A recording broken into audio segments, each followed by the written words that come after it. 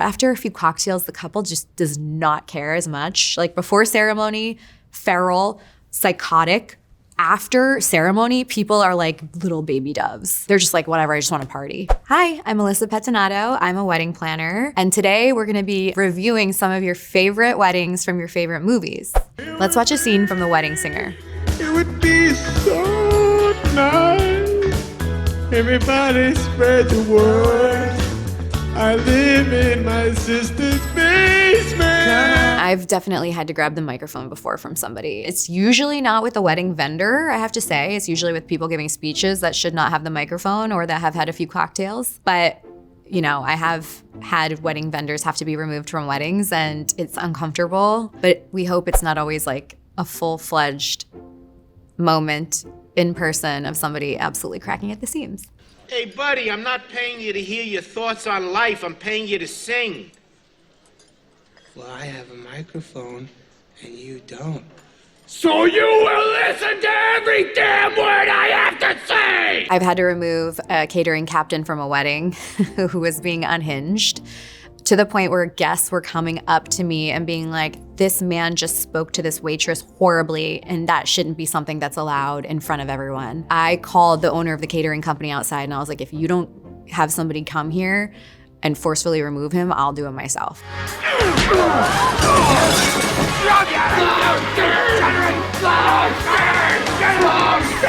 I had someone's son come to a wedding that was underage and don't know how he got alcohol. He was in the reception space and we were setting it up during cocktail hour. And I was like, hey, you got to get back to cocktail hour. Like, we're moving furniture. You're going to get hurt. You really need to not be in here. And he threatened to beat my ass and was picked up and carried outside. And they ordered him an Uber and sent him home. I always tell everyone, right when we're planning the wedding in the months leading up, I'm like, do you give me permission to have executive decision-making power the day of your wedding? And should anything arise, unless the building is truly on fire, I will not tell you, and I will have the power to fix it myself. And they always say yes. So I've not told brides that, like, I had a bride's mother refuse to walk down the aisle because she was having a moment. She was being the main character. Never told her. Now we'll watch a scene from Father of the Bride.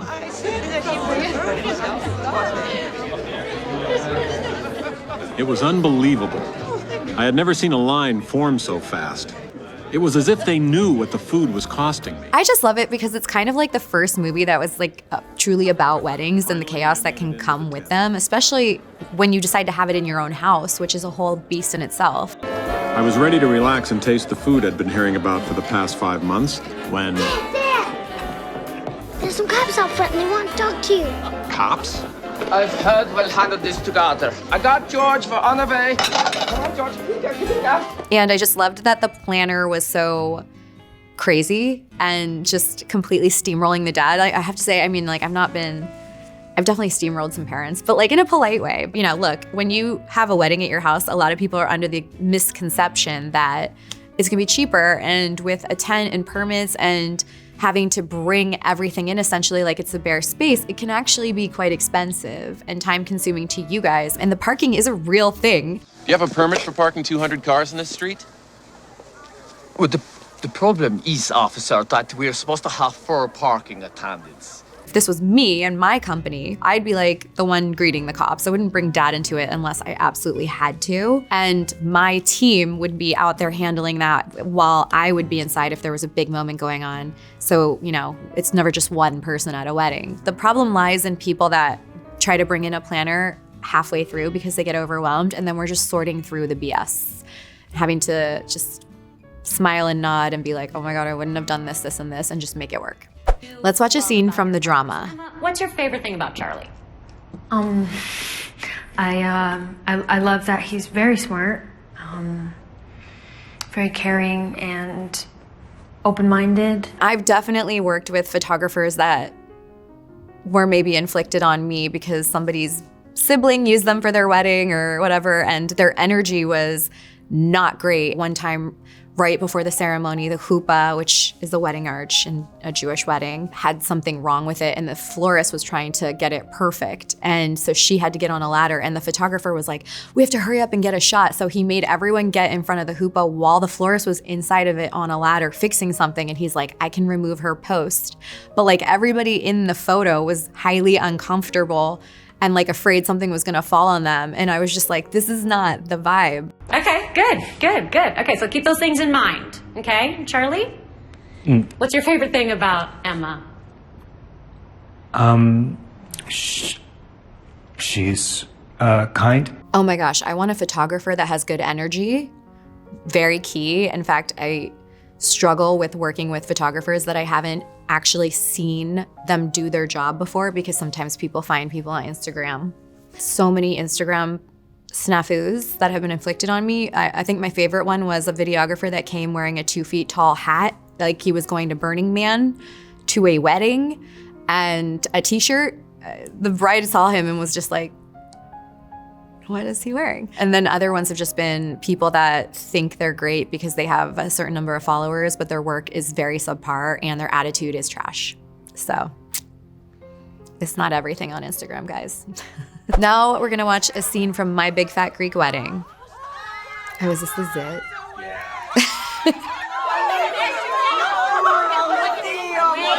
Wait, what is that? Oh my gosh.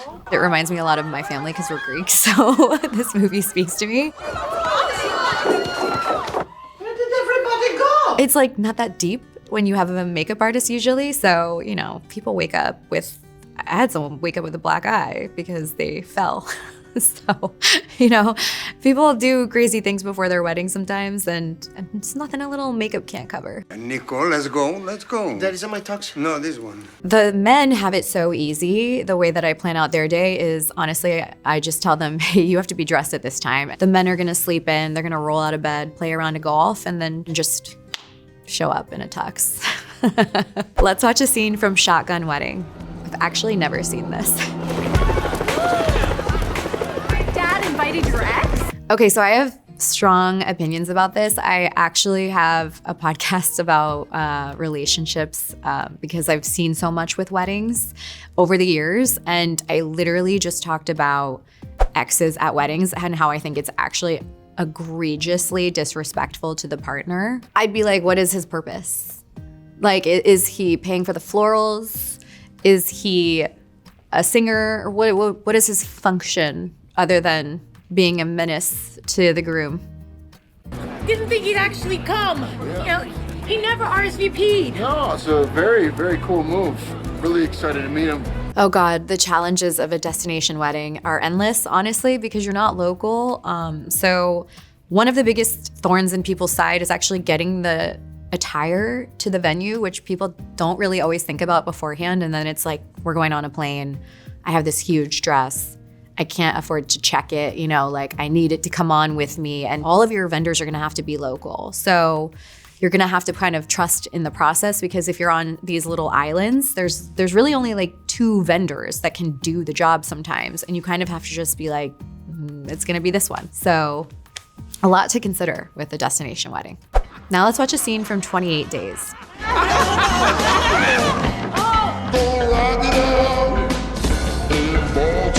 Okay, I'm having PTSD watching this scene where they just destroyed the wedding cake, because I had this exact moment happen at a wedding, and it was the vendor that did it, not the guest, which I've had a few guests come close to. No, people don't respect the cake table. Sometimes people like work with the venue and they were just hired like the day before, and they kind of come in with like attitudes where they're like the one running the show, and it's like you're running food. So this guy was being rude to me all day, honestly. He was mansplaining to me, like I've been in the industry 30 years. He kept kind of like overstepping and doing things that I was like, wait, no, don't do that. So at one point, I turn around and we had the cake table beautiful. The reception space was finished and the photographer was in there taking photos of everything before the guests come in. I always make them take detail shots. And he took it upon himself, for some unknown reason, to move the cake table in the middle of her taking the photos. I watch this man topple the table and the cake falls. They were against a wall. Was it kind of like smushed into the wall? I get 4 forks from the kitchen, and me and my assistant like fashioned the forks together in a way where we could like made the cake stand up, and then we put like draped a white napkin over it because it's a white cake. So like from the back, it was like crime scene. Like, what happened here? What the F happened to this cake? And from the front, it looked moderately okay from a certain angle. It was completely fine. Like, they just didn't care. After a few cocktails, the couple just does not care as much. Like, before ceremony, feral, psychotic. After ceremony, people are like little baby doves. They're just like, whatever, I just want to party. Don't worry, I'll replace it. Okay. I mean, a drunk guest is 2 things: the life of the party and the best time, and also the worst person in the room. It's like one or the other. They're carrying the fun, or they're like doing too much. We need to cut them off. Like, I've had to cut people off where I tell the bartender, like, anytime this person comes up, apple juice. And they're so drunk, they don't even know it. I have like almost full body tackled people before. I've explained this to my team because I'm like, I'm a veteran and my team's sometimes a little bit younger, and I'm like, you're just never gonna know when to like be on. You kind of have to just be watching everyone and everything and like thinking 2 steps ahead. So like when I see someone walk really close to a table that has the cake on it, I'm like, oh God, we gotta push the table back. It's in the way, or like someone go stand there because people are getting too close to it, you know, if there's nowhere else it can go. But you always kind of have to think 2 steps ahead. And with a drunk guest, you're always just keeping your eye on them. Like, are they gonna grab the mic, you know? It's always a little bit of a nail biter. Let's watch a scene from Wedding Crashers.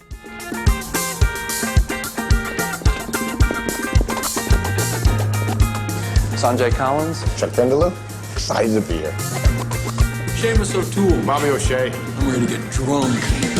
People really do try to come to weddings when they're not invited, especially in New York City, because people get married at a lot of places that are technically open to the public, like St. Patrick's Cathedral, Brooklyn Botanic Garden. And people really do try to like get in on the action. And I have had to be a bouncer many times. At St. Patrick's Cathedral, when you're having a wedding ceremony, they still let the sides open to tourists. The bride is about to walk down the aisle. By the way, St. Patrick's Cathedral has like on-site security, and the bride is about to walk down the aisle fluffing her dress. I see a tourist try to come over the barrier to get a good photo of a stranger getting married, and I tackled her.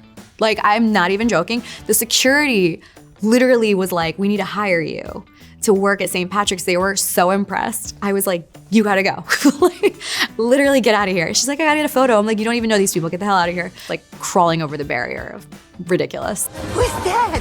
That's a Luigi and a Gina, son of Christopher. You know, the banker. I had somebody at a wedding tell me that an entire table that RSVP'd no showed up and were demanding seats. Like, we're talking 15 people.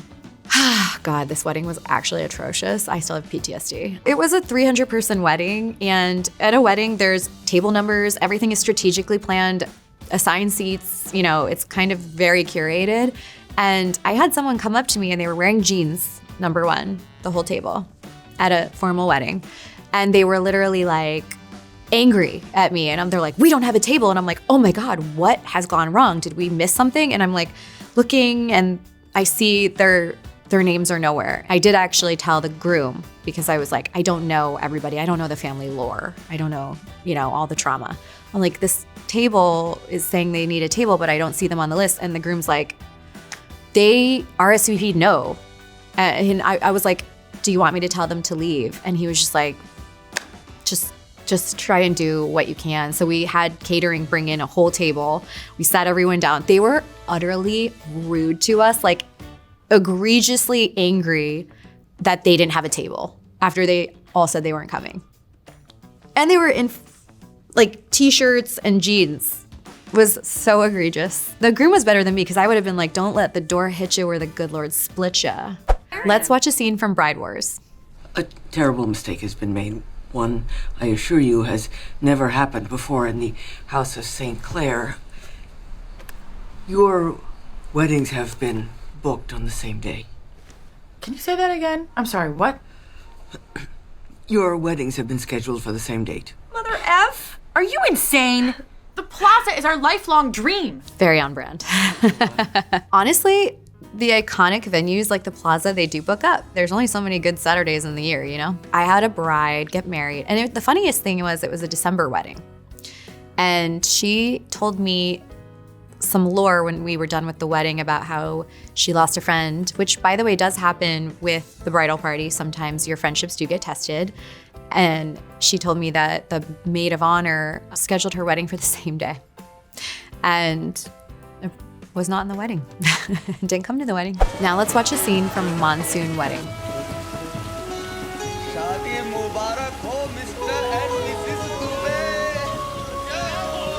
Indian weddings are so fun, but they are a whole different beast. So it is a multi-day affair, and they are usually 500 plus people. So it is very expensive. It is a whole elaborate extravaganza. I had an Indian ceremony be 2.5 hours, and we have to utilize fire. It's a whole thing. Actually, the mother of the bride fainted halfway through that ceremony and pushed over the flowers, and then we had to stop for a second. But yeah, they're really elaborate, really expensive. There's a lot that goes into it, probably triple the amount of vendors of a non-denominational wedding of 150 people. And they're really fun though. And the one thing I love about an Indian wedding is we do not shy away from color. Color is extremely prevalent in the design, and I love color.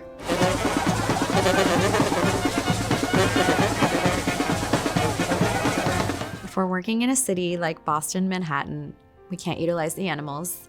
And depending on the venue, we can't utilize fire, so I've had to get a little creative. You know, we've had people just come in, they're not on an animal, but there's like there's a drum playing. They're, you know, playing them into the space, so it's still elaborate. It still feels like a moment. We're utilizing lots of marigolds if we're in season. So, well, we can't use elephants and horses in cities 9 times out of 10. So that's just not a thing in a big city. And also outside of a big city, if it is permitted, you know, animal cruelty, we have to like be careful. But the one big thing is fire, because that is necessary for a ceremony. And we've had to get creative with people like jumping over like an LED candle or a stick or something. Venues don't want to involve anything that's ever a liability. So we have to get creative with that sometimes. Now we're gonna watch a scene from something very bad is gonna happen. Why don't you try my dress? That's a great idea. Oh my God, Mrs. Cunningham, that's so kind of you.